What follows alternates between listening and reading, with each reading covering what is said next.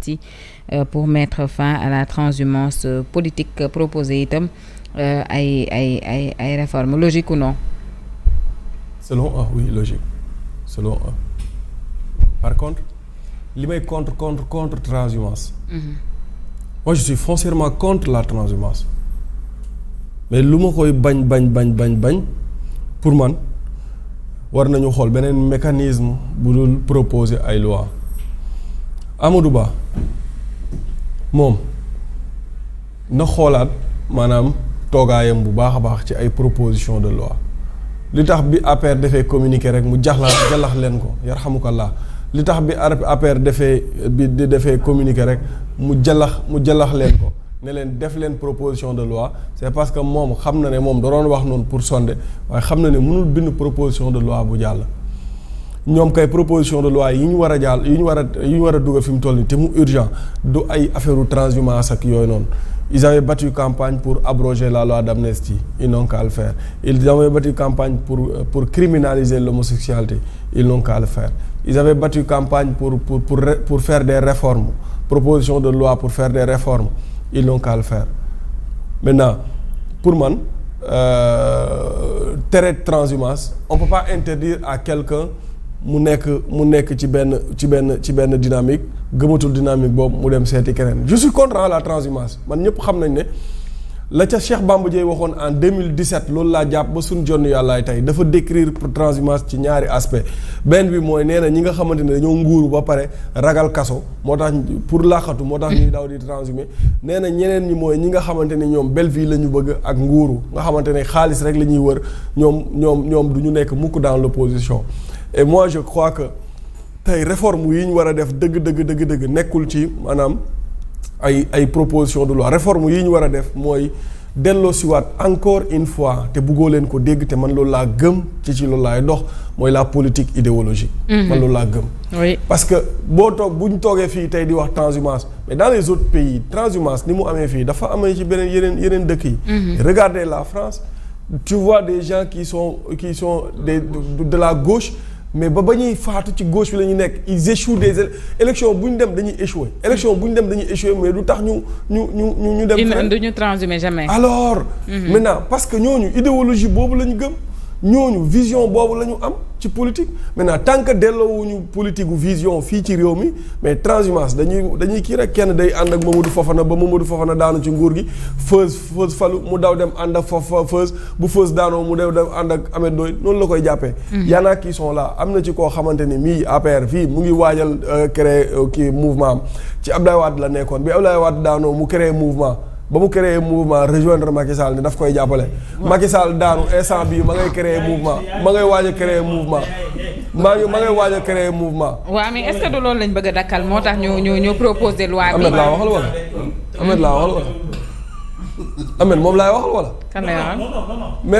même waxuma kenn dafa ndànk dafa ndànk Ahmed. waaw porte parole waxal. nekkoon porte parole APR bi. kan waxal. Pape Mao waxuma Pape Mao de. Pape Mao te ci Wade la nekkoon. si. après mu créé mouvement. non créé wul mouvement. en 2007 dafa génn. waaw ki may wax dafa créé mouvement. kan la. xam nga Pape Mao créé na. waaw ak kii ak ku jigéen ki. te ku jigéen musul def PDS. non waxuma ko jigéen ki. Pape Mao créé na nii xam nga. waaw ki may wax day waaj a créé mouvement ki may wax. mais c'est son droit. waaw c'est son droit man kay xam naa ne c'est son droit bañalu ma ko. kon neel ba pare dinaa la tontu li nga wax yëpp ci transhumance. yow man Amadou Ba waa APR. waaw déet yow maa ngi yow ñooy débat wala. waaw bu ma tontu pourquoi nga may tontu. loolu tax ñuy xëy fii pour ñu débat maa yow. da ngeen a xëy pour ñëw débat. waaw lu mu yaakaar ne moo ñu fi indi. ku nekk wax xalaatam moo ñu fi indi. bon man je suis foncièrement contre la transhumance mais loolu du ay def ay proposition de loi pour transhumer ñu nangu sa mandat moo koy dindi bu subaa da nga koy def mais nit bëgg a transhumer il démissionne il va transhumer dem foofu moom bu demee ñu jox ko beneen poste. waaw mais tu perds tes privilèges aussi moom. boo demee ñu jox la poste. c'est pas là la. saa waay dama maire ma ne damay transhumer dem ci Diomaye. xam naa ne su ma transhumer damay perdre sama poste dama naan leen lan ngeen may proposer yéen. ñu proposer ma poste ma bàyyi maire bi dem fële. ça n'a pas de sens pour man li ñu war a wax mooy ne Pastef gii nañ leen imposer ñu am vision ñu nekk un parti idéologique. ñu am idéologie kiiraay gii ñu imposer leen ñu am idéologie bul ma fi wax pour kii. non parce que est-ce que stop transhumance bi idéologie la ko. Fia tu m'énerves. Je te jure. halte à la transhumance feuse. non mais loolu naa bokk ci idéologie. avec loolu vision man bon transhumance moom xam nga gars yi koy def voilà quoi amuñu benn idéologie. amuñu conviction non surtout en fait parfois il manque de conviction. waaw ñu ci bari bu ñuy transhumer par contre il y a transhumer et aller soutenir. Il y a transhumé et Pastef Malick Gakou transhumé wul. ana fi Malick effectivement. ak kan Aïda Mbodj transhumé wul. la liste est longue ñi transhumé kay bëri na moom. non ñoom ils définissent la transhumance comme nga jógee. Pastef dem parti pouvoir. C'est quand tu quittes l'opposition pour dem brouter de l'herbe au niveau du.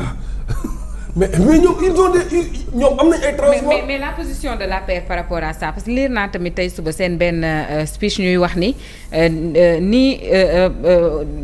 waa APR yi di demee Diomaye président loolu débauchage politique la eux ils sont pas d'accord kon du waa Pastef rek a bañ. APR daan nañ débauché non. ñoom li ñu wax rek laa lay wax. waaw loolu laa lay wax mais APR daan nañ débauché.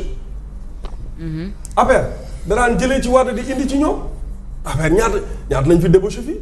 xoolal nguuru bu Macky Sall ñoo xam nekkoon ci Wade ñëpp jugee ci Wade ñëw ci ñoom. mais xam nga dem gu mujj gi dafa garaaw de yow moom aussi. sëñ bi soxna si dem la. ay vague de dem ngay gis de. dem la dem moom dem la amul ñaari dem amul ñett dem moom dem rek la tudd donc man moom saa waay garaawul quoi tey boo nekkee ci pouvoir bi mun nga nekk ci pouvoir par exemple mais des fois nga nekk ci pouvoir man ma jiite nguur gi par exemple ma soxla.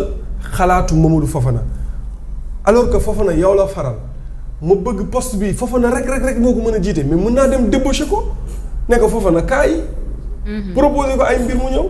je ne sais pas d'expliquer la transhumance parce que moi je suis contre la transhumance. mais ni ñu ko bëgg a doxalee nii loolu laa d'accord. Pastef il y a des transhumants à l'APR il y a des transhumants à Kiraay il y a des transhumants partout. il y a des transhumants à Rewmi il y a des transhumants grand maa ngi leen nuyu bu baax a baax. À Rewmi il y a des transhumants au PDS il y a des transhumants il y a partout des transhumants. Sénégal moom transhumance politique mooy ADN. mooy ADN. mais bëgg ko dakkal xam nga je vais te dire le principal problème. Sénégal mooy réew moo xam ne politique mooy métier. oui. c'est ça le problème nit ñi dañuy politique def ko métier. yow la mooy sa métier bu ne la politicien la. wala nga toog kale sonn ñu naan la est-ce que doo def politique je te vois bien faire la politique. oui parce que pour justement xam nga la nañ ko def moyen de survie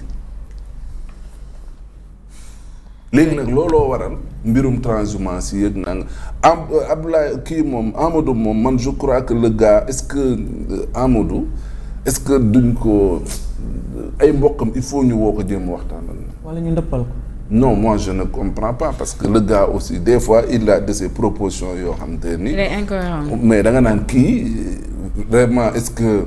lu ko dal lan moo ko dal quoi.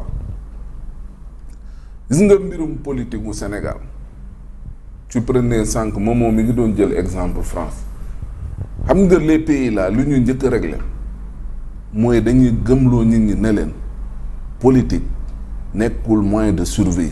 nit da ngay jekk.